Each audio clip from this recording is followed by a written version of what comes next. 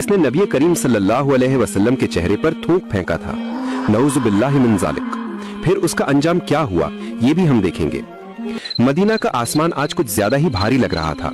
आधी अंधेरी सुबह के वक्त जब पूरा मदीना सो रहा था, तभी नबी करीम सल्लल्लाहु अलैहि वसल्लम की नींद खुल गई। वे कभी भी अपने रब अल्लाह रब्बुल आलमीन के बुलावे पर लापरवाही नहीं करते थे। वे उठे और वुजू करने के लिए घर से बाहर चले गए। अच्छे तरीके से वुजू करने के बाद उन्होंने तहज्जुद की नमाज के लिए जानमाज पर कयाम किया, अपने सृष्टिकर्ता के बुलावे का जवाब देने के लिए। चारों ओर सन्नाटा और नबी करीम सल्लल्लाहु अलैहि वसल्लम अकेले खड़े होकर अपने उम्मत के लिए अल्लाह से रो रो कर दुआ कर रहे थे कि या अल्लाह, मेरी उम्मत को माफ कर दे, मेरी उम्मत को जहन्नुम में ना भेज। काफी देर तक इबादत में रहने के बाद मस्जिद नबवी से बिलाल रजी अल्लाह अन्हु की आवाज में फज्र की आजान गूंज उठी। आजान सुनकर जब उन्होंने तहज्जुद की नमाज पूरी की तो पीछे मुड़कर देखा, उनकी प्यारी बीवी हजरत आयशा रजी अल्लाह अन्हा भी पीछे खड़े होकर नमाज अदा कर रही थी। ये देखकर नबी सल्लल्लाहु अलैहि वसल्लम बहुत खुश हुए और अल्लाह रब्बुल आलमीन से दुआ की, या रब्बुल आलमीन, मेरी आयशा को तू सबसे बेहतरीन इनाम अता फरमा। तभी हजरत आयशा रजी अल्लाह अन्हा ने गौर किया कि नबी सल्लल्लाहु अलैहि वसल्लम के पैर सूज गए हैं। उन्होंने पूछा, या रसूल अल्लाह, आपके पैर तो सूज गए हैं, जबकि अल्लाह ताला ने आपके पिछले और आने वाले सारे गुनाह माफ कर दिए हैं। क्योंकि आप तो अल्लाह के रसूल हैं, फिर भी आप इतनी मेहनत क्यों करते हैं? नबी करीम सल्लल्लाहु अलैहि वसल्लम मुस्कुराए और बोले, ऐ आयशा, क्या मैं अल्लाह का शुक्रगुजार बंदा न बनूं? उसने सारे जहान को पैदा किया और मुझे भी पैदा किया, क्या मैं उसका शुक्र अदा न करूं? फिर नबी सल्लल्लाहु अलैहि वसल्लम ने कहा, ऐ आयशा, फजर की आजान हुए ज्यादा देर नहीं हुई, तुम ऐसा करो, अबू जहम ने मुझे जो चादर तोहफे में दी थी वो चादर मुझे ला दो, मस्जिद में लोग मेरा इंतजार कर रहे हैं। वो चादर अबू जहम शाम सीरिया से लाए थे, बहुत खूबसूरत थी, उसमें नक्काशी की हुई थी। कई रिवायतों में आता है कि वो चादर लाल रंग की थी। नबी करीम सल्लल्लाहु अलैहि वसल्लम जब चलते तो कभी अपनी निगाहें ऊंची नहीं रखते थे। वे हमेशा नजरें झुकाकर मध्यम तरीके से चलते ताकि किसी से टकराए नहीं और जमीन पर कुछ हो तो ठोकर खाकर गिर न जाएं। फिर नबी मस्जिद नबवी पहुंचे और फज्र नमाज की इमामत करने के बाद रसूलुल्लाह सल्लल्लाहु अलैहि वसल्लम ने हमेशा की तरह एक लंबी सूरा की तिलावत की। उनकी आवाज में एक दिल को छू लेने वाली मिठास और सुकून था। अल्लाह की कुदरत देखो, उस जमाने में कोई माइक या साउंड सिस्टम नहीं था, फिर भी जितनी आवाज आगे की सफ की मुसल्लियों तक पहुंचती उतनी ही पीछे वालों तक भी साफ साफ पहुंचती थी। नमाज खत्म करने के बाद नबी करीम सल्लल्लाहु अलैहि वसल्लम मुसल्लियों की ओर मुड़े और एक सहाबी को बुलाकर फरमाया, ये चादर अबू जहम को दे दो, क्योंकि इसने नमाज के दौरान मेरा ध्यान भटका दिया, और जो चीज मुझे अल्लाह की याद से गाफिल कर दे वो मुझे नहीं चाहिए। इसके बाद उन्होंने मस्जिद में बैठे मुसल्लियों से कहा, थोड़ा और करीब आओ, मैं तुम्हें आज हजरत सुलेमान अलैहिस्सलाम की एक घटना सुनाऊंगा जो कुरान शरीफ की सूरह साद में बयान की गई है। जब भी सहाबा को नबी सल्लल्लाहु अलैहि वसल्लम के ज़बान मुबारक से कुछ सुनने का मौका मिलता, वे पूरे शौक से आगे बढ़कर बैठ जाते। सब लोग करीब आकर बैठे तो नबी सल्लल्लाहु अलैहि वसल्लम ने कहानी के अंदाज में बयान शुरू किया, ऐ मेरे सहाबियों, सुनो, अल्लाह ताला ने हजरत सुलेमान अलैहिस्सलाम को सिर्फ नबूवत ही नहीं बल्कि बहुत बड़ा बादशाहत और इल्म व हिकमत भी अता किया था। उनके ज़ेरे हुकूमत एक विशाल लश्कर था जिसमें इंसान, जिन और परिंदे सब शामिल थे और सब अनुशासित तरीके से रहते थे। उनके पास जंग के लिए ताकतवर और तेज रफ्तार घोड़े भी थे जो दुश्मनों को बहुत आसानी से मात दे देते थे। एक दिन असर के वक्त उन्होंने अपने खूबसूरत और तेज दौड़ने वाले घोड़ों को देखने की इच्छा जताई। शायद वे किसी जिहाद या जंग की तैयारी कर रहे थे। उन्होंने अपने खिदमतगारों से कहा कि अस्तबल से घोड़े लाओ। वे घोड़े बहुत खूबसूरत, मजबूत और दिलकश थे। कुछ रिवायतों में आता है कि उन घोड़ों में कुछ ऐसे थे जिनके पंख होते थे और जरूरत पड़ने पे वे हवा में भी उड़ सकते थे, जिन्हें पंखी राज घोड़े कहा गया। जब वे घोड़े लाए गए तो सुलेमान अलैहिस्सलाम उन्हें देखने में इतने मगन हो गए कि सूरज ढल गया और उन्हें खबर भी ना हुई। कुछ देर बाद जब एहसास हुआ कि असर की नमाज कज़ा हो गई है तो उन्हें बहुत अफसोस हुआ। उनकी आंखों में आंसू आ गए और उन्होंने कहा कि मैं इन घोड़ों से मोहब्बत करता हूं, लेकिन सिर्फ अल्लाह की राह में जिहाद के लिए, पर जब इनकी वजह से मैं अल्लाह की इबादत भूल गया तो ये मोहब्बत अब काबिल कबूल नहीं रही। फिर उन्होंने देर ना की और फौरन हुक्म दिया कि सारे घोड़े फिर से लाए जाएं। जब वे घोड़े लाए गए तो उन्होंने उन्हें अल्लाह की राह में कुर्बान कर दिया। कुरान पाक में आता है कि उन्होंने उनके पांव की नसें और गर्दन काट दी। इसके बाद उन्होंने हाथ उठाकर दुआ की, ऐ मेरे परवरदिगार, मुझे माफ कर दे और मुझे ऐसी बादशाहत अता कर जो मेरे बाद किसी को न मिले, बेशक तू बड़ा दातावान है। नबी की ज़बान मुबारक से इतनी हिकमत भरी और प्यारी कहानी सुनकर सहाबा इकराम बहुत खुश हुए और अपने आप को खुशकिस्मत समझने लगे। उनके दिलों में सुकून और रूहानी लुत्फ महसूस हुआ। आखिर में रसूलुल्लाह सल्लल्लाहु अलैहि वसल्लम अपने रोजमर्रा के अमल पूरे करके मस्जिद से बाहर निकल गए। दूसरी तरफ कुछ सहाबा आपस में बात कर रहे थे, देखो हम कितने खुशकिस्मत हैं कि हमें नबी सल्लल्लाहु अलैहि वसल्लम की ज़बान मुबारक से खुद पवित्र कुरान की घटनाएं सुनने का मौका मिलता है। नबी और रसूलों का दर्जा, उनकी शान और मर्तबा कितना ऊंचा होता है, और हम उन्हीं में से एक सबसे महान नबी और रसूल के साथ मौजूद हैं। उनकी बात पूरी भी नहीं हुई थी कि पास बैठे एक और सहाबी ने हामी भरते हुए कहा, आप बिल्कुल सही कह रहे हैं। जैसे हजरत इब्राहिम अलैहिस्सलाम को अल्लाह रब्बुल आलमीन ने खलील यानी अपना खास दोस्त बनाया, और हजरत मूसा अलैहिस्सलाम को वो मकाम दिया कि उन्होंने सीधे अल्लाह से बात की, इसलिए उन्हें कलीमुल्लाह कहा गया। और हजरत ईसा अलैहिस्सलाम को अल्लाह ताला ने बिना बाप के पैदा किया, इसलिए उन्हें रूहुल्लाह कहा जाता है। उसी दौरान नबी करीम सल्लल्लाहु अलैहि वसल्लम वहां पहुंच गए और उन्होंने मुस्कुराते हुए उनसे फरमाया, ए मेरे सहाबियों, जो तुमने कहा वो बिल्कुल सही है। हजरत इब्राहिम अलैहिस्सलाम खलीलुल्लाह हैं, यानी अल्लाह ताला के दोस्त। हजरत मूसा अलैहिस्सलाम कलीमुल्लाह हैं, यानी जिन्होंने अल्लाह रब्बुल आलमीन से सीधे बात की। और हजरत ईसा अलैहिस्सलाम रूहुल्लाह हैं, जिनके लिए अल्लाह ने बिना पता के एक खास रूह पैदा की। लेकिन याद रखो, अल्लाह रब्बुल आलमीन ने मुझे हबीबुल्लाह बनाया है, यानी अपना प्यारा, मगर मैं इस पर घमंड नहीं करता। इसके बाद कुछ देर बातें करके नबी सल्लल्लाहु अलैहि वसल्लम वहां से तशरीफ ले गए।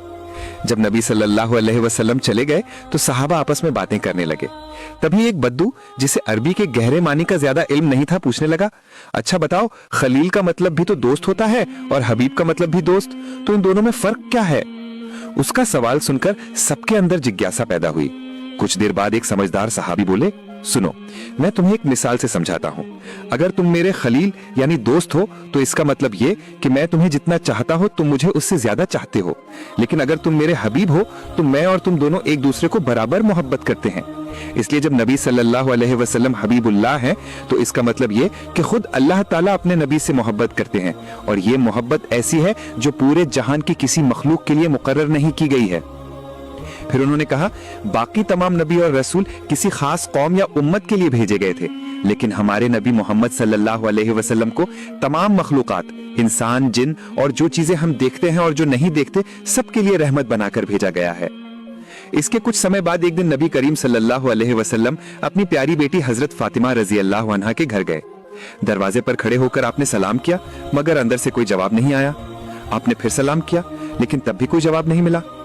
पहले तो सोचा शायद फातिमा कहीं बाहर गई हैं, लेकिन फिर ख्याल आया कि वो तो बिना वजह घर से नहीं निकलती हैं। ये सोचकर नबी करीम सल्लल्लाहु अलैहि वसल्लम कुछ देर दरवाजे पर इंतजार करते रहे। थोड़ी देर बाद कमरे के अंदर से आवाज आई। फातिमा रज़ियल्लाहु ताला अन्हा ने सलाम का जवाब देते हुए कहा, अब्बा जान, क्या आप हैं? तब नबी करीम सल्लल्लाहु अलैहि वसल्लम ने उत्तर दिया, हाँ फातिमा, मैं हूं। फातिमा रज़ियल्लाहु ताला अन्हा ने दरवाजा खोला। कमरे में दाखिल होने के बाद उन्होंने कहा, या रसूल अल्लाह, मेरे प्यारे अब्बा जान, मुझे माफ कर दीजिए।